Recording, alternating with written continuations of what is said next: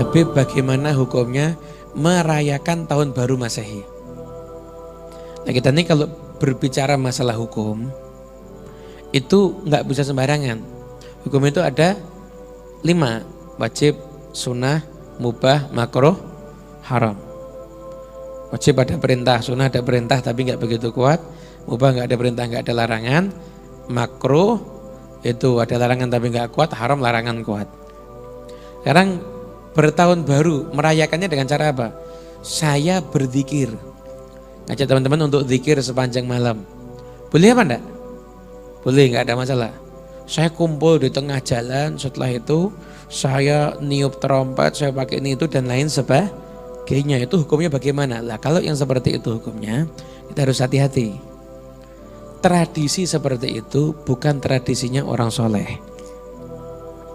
Tradisi seperti itu bukan tradisinya orang-orang yang baik. Tapi tradisi seperti ini adalah tradisinya orang-orang yang fasik. Orang-orang yang fasik. Ada enggak di tradisi itu imam masjid yang gabung di situ? Ada. Ada enggak pengasuh pondok pesantren gabung di situ? Enggak ada. Yang gabung siapa? Artis. Ya kan? Orang-orang yang Anda enggak jelas agamanya gimana. Nah, penting. Nah, saya kasih tahu ada kejadian-kejadian ini dari saking pentingnya diceritakan di kitab Ihya. Nabi Isa alaihissalam itu pernah masuk ke satu kampung. Di kampung itu lihat banyak jenazah gitu, tergeletak. Nah, akhirnya oleh Nabi Isa alaihissalam berkata sama hawarinya, mengatakan apa? Ini mesti matinya sekaligus. Karena kalau ini matinya itu berurutan, mesti bisa saling menguburkan. Karena sekaligus mati nggak ada yang sempat untuk saling menguburkan. Nah, hawarinya bilang, ya Nabi Isa dibangkitkan dong salah satu, kita pengen tahu sebabnya kenapa, kita pengen ambil pelajaran. Nabi Isa mendapatkan petunjuk untuk tengah malam datang lagi ke sana. Setelah itu Nabi Isa menyeru, wahai orang-orang penduduk desa, wahai orang penduduk desa. Sekian lama akhirnya ada yang jawab. Saya tuh tanya, apa yang terjadi ini? Dia jawab, bitna fi afiyah wa asbahna fil hawiyah. Kita ini di malam tidur seneng, bangun tidur kita seakan udah di neraka semuanya kita ini. Penuh dengan api. Kenapa? Kita dihukum sama Allah, kena azab. Saya tuh Nabi Isa nanya lagi, kenapa kamu kok diazab sama Allah? Ya, karena 2 kesalahan kita. Yang pertama, kita cinta sama dunia. Seperti apa cintamu sama dunia? Seperti cintanya anak kepada ibunya. Ibunya datang senang, ibunya pergi nangis. Cintanya bayi pada ibunya. Karena itu dihukum. Ya. Yang kedua apa? Karena kami menaati ahli maksiat. Gaya hidup kami sama kayak gaya hidupnya orang yang ahli maksiat. Perilaku kami gak ada bedanya dengan orang yang bermaksiat. Cara berbicara kami persis kayak cara berbicaranya orang yang bermaksiat. 2 hal ini diatur sama Allah. Akhirnya kemudian bisa nanya, ya sekarang pertanyaan berikutnya nih. Kenapa sekian banyak ini gak ada yang jawab, kok cuma kamu yang jawab?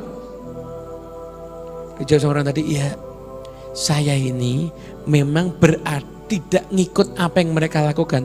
Tapi saya berada di tengah-tengah mereka. Sehingga ketika mereka kena, saya juga kena. Terus gimana nasibmu sekarang? Saya ini sekarang, kalau yang lainnya udah pakai 1 pelana daripada api. Siksa sama Allah. Sekarang saya ini ada di ujung jurang neraka.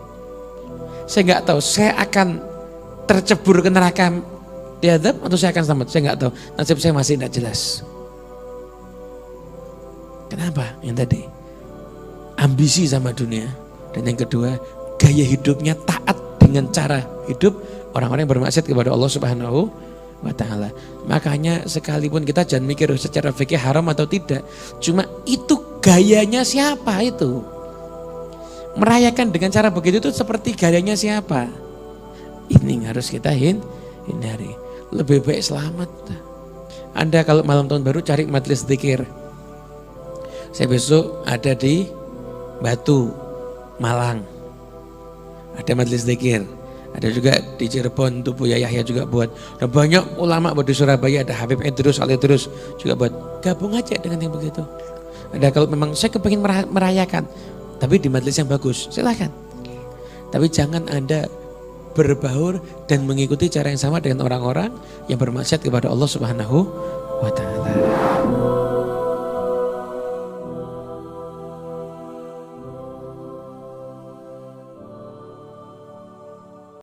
Apa? Merayakan tahun baru itu masuk kemana? Akidah, ibadah, atau bukan sama sekali? Coba cek dulu. Ada nggak ritual dalam main kembang api? Nggak ada. Yang ada apa? Mubazir. Ada ritual apa lagi? Ada ibadah khusus nggak dalam? Ada akidah khusus nggak dalam tahun baru? Nggak ada. Maka ketika kita mau melarang orangnya, larangannya bab adab atau bab fikih, yaitu jangan mubazir. Bukan seperti yang berkembang setiap tahun itu, menganut 3 agama sekaligus. Itu yang nulis orang paling bodoh sedunia yang saya tahu. Ini mohon maaf, kalimat bodoh setelah beberapa hari keluar juga ya. Nahan dari kemarin. Kenapa? Dalam ilmu akidah, orang murtad itu ada syaratnya. Dan tidak ada dalam daftar murtad itu merayakan tahun baru. Gak ada. Main kembang api Yahudi, apa? Bukan Yahudi, Majusi ya. Kalau begitu semua masjid yang ada menaranya Majusi. Setiap hari kita punya menara, ya kan? Orang cuma sekali setahun pakai kembang api. Sejak kapan Majusi pakai kembang api? Saya mau tanya. Gak ada. Jadi ingin benar, tapi cara melarangnya salah. Kan kita gak suka nih kalau anak-anak kita kemudian hura-hura merayakan tahun baru Masehi. Tapi caranya tidak benar. Kenapa? Karena gak mengerti ilmu akidah, menganut 3 agama sekaligus. Karena main kembang api, main trompet, terus main apa lagi? Ada 3. Topi. Ya. Coba buka ajaran gereja manapun. Orang yang ikut tahun baru sah nggak dia masuk Kristen? Coba buka. Kita buka sekarang. Kalau antum ketemu kita bayar. 1 M saya bayar. Nggak ada. Terus kenapa itu dari saya masih remaja itu masih berkembang terus? Betapa dosanya banyak sekali. Dan anehnya ustadz-ustadz awam ketika khutbah akhir-akhir Desember itu menggunakan tulisan-tulisan hoax itu dikhutbahkan tanpa disadari si ustadz telah mengkafirkan semua orang yang merayakan tahun baru, nyebut 3 agama. Nah ini contoh ingin benar tapi caranya salah. Jadi nanti kalau mau melarang anak-anak kita merayakan tahun baru, babnya bab apa? Jangan mubazir, apalagi jangan hura-hura, jangan ikhtilat, itu babnya. Jangan lebih dari itu. Ini bab fikih atau bab muamalat, bukan bab akidah. Ini contoh ya, ini contoh bang. Jangan salah di situ. Tasyabuh ya, hati dalam bab tasyabuh itu. Kalau seandainya cuma dengan begitu disebut tasyabuh, maka Nabi adalah orang yang pertama tasyabuh. Apa kata beliau? Dalam Sahih Bukhari, inni uhibbu an attabi'a ahlal kitab fima lam yu'mar. Aku senang mengikuti ahli kitab untuk hal-hal yang tidak diperintahkan. Apakah Nabi kemudian disebut menyerupai ahli kitab? Enggak. Jam 9 Pak. Udah ya?